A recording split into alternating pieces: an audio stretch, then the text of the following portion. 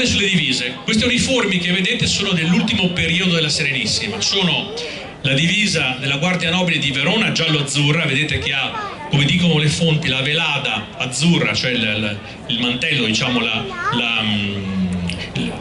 parte superiore, no, la giacca che è azzurra, poi il panciotto e i pantaloni sono gialli, lo jabot che è quello che chiude il colletto della divisa. E questo è un corpo che fu istituito nel marzo del 1797, poco prima delle Pasque veronesi. Aveva il compito, era fatto da giovani, aveva il compito di scortare i rettori veneziani, le autorità veronesi, difendere le porte e andare in combattimento, e fu uno dei corpi che più si distinsero nel combattimento. L'altro corpo, quello vestito di rosso, è quello dei leggendari Schiavoni, cioè tutti andiamo a Venezia, vediamo Riviera degli Schiavoni, ma poi quasi nessuno sa com'erano questi Schiavoni, no? E gli Schiavoni sono qua, quella divisa di alta montura, l'alta uniforme, con la velada, appunto la giacca rossa, il panciotto blu, i pantaloni blu con le lamari gialli, ed è appunto la caratteristica di questi fanti che si batterono strenuamente insieme con la Guardia Nobile a difesa di Venezia e della Serenissima. Voi sapete che addirittura l'ultimo evento della Serenissima, quando il Maggior Consiglio, senza il numero legale, vota per l'autodissoluzione, avviene perché gli Schiavoni che stavano sulle navi, che stavano per tornare in patria, loro erano di solito originari della Dalmazia, dell'Istria, di quelle regioni quindi dell'Adriatico orientale, spara un colpo a Venezia in onore di Venezia, e queste persone impaurite credono che siano dei giacobini, e quindi si arriva addirittura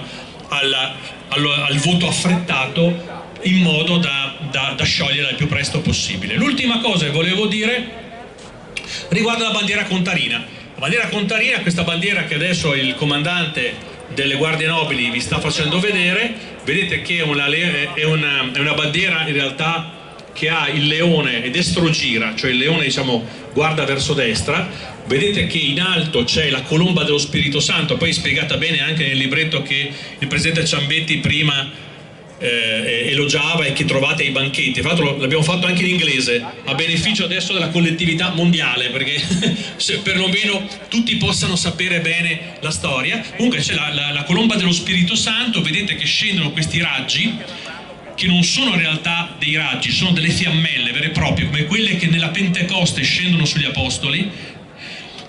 E queste fiammelle sono la benedizione dello Spirito Santo sopra i domini di terra, la montagna, e di mare della Serenissima. Vedete che il leone infatti ha le zampe da una parte sulla terra e dall'altra parte sul leone, in segno di doppio dominio, per terra e per mare.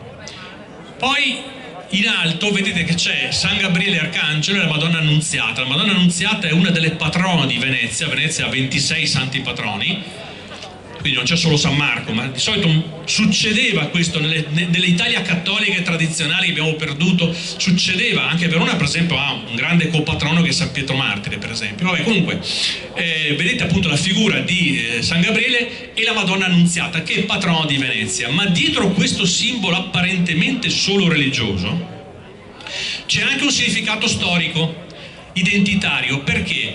Perché l'Annunciazione è festeggiata dalla Chiesa il 25 marzo.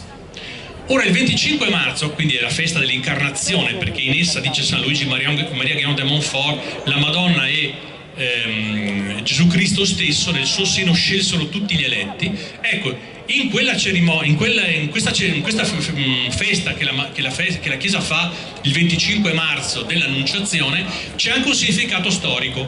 Perché? Perché quello stesso giorno, cioè il 25 marzo del 421, è tradizionalmente fissata la nascita di Venezia.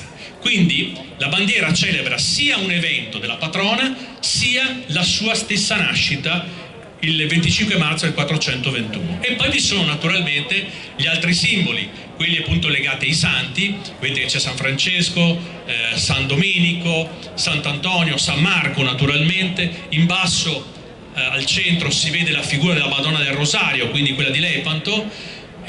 Si vede il vessillo Contarini, lo stemma dei Contarini con i prigionieri islamici aggiogati, perché questa bandiera sventolava sulla nave dogale, cioè del doge Contarini, quindi ufficialissima. Non è una bandiera inventata, con tutto il rispetto per le bandiere marciane che vediamo molte volte, ma sono bandiere delle volte degli anni 30 con leoni ricostruiti.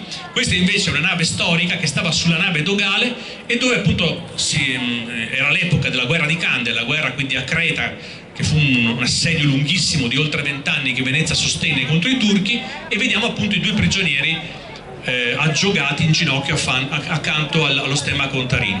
Infine, sulle frange vedete che oltre allo stemma Contarini c'è il leone in moleca, che simboleggia Gesù Cristo in questo caso, e poi vedete questi cavalli guizzanti che sono tenuti da dei bambini, da dei fanciulli, e questi cavalli guizzanti, anche questi hanno un significato allegorico, perché sono le passioni umane, le quali grazie, con l'aiuto della grazia divina, fanno sì che possano essere dominate, rese docili, al punto tale che anche un semplice fanciullo le può portare con la briglia. Quindi è piena di significati, poi non mi soffermo su quelli secondari, li troverete se volete al banchetto, nel libretto e nella bandiera stessa.